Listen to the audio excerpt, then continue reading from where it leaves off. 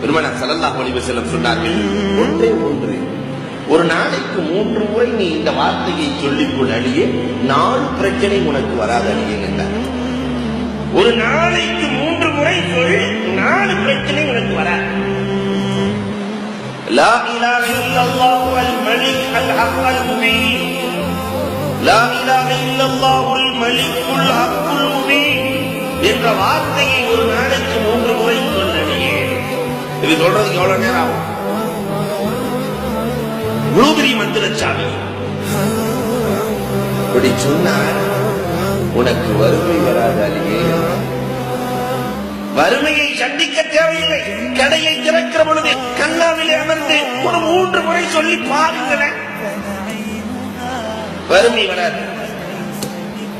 வஹ்ஷத்துல் கபர், கபரிலே வஹ்ஷத், கபருக்குள்ளே கேள்வி கணக்கு கடுமையாக இருக்காது, கேள்வி கணக்கு கடுமையாக இருக்காது. இந்த வார்த்தை அவ்வளவு பவர்ஃபுல் வார்த்தை. மூன்றாவதாக சொன்னார்கள், உன் குடும்பத்தில் பிரச்சனை வர, சண்டை சச்சரவுகள் எதுவுமே இருக்காது. நாலாவதாக அல்லாஹ் ரப்பல் ஆலமீன் சொர்க்கத்தை வாஜிபாக்கி விடுவான்.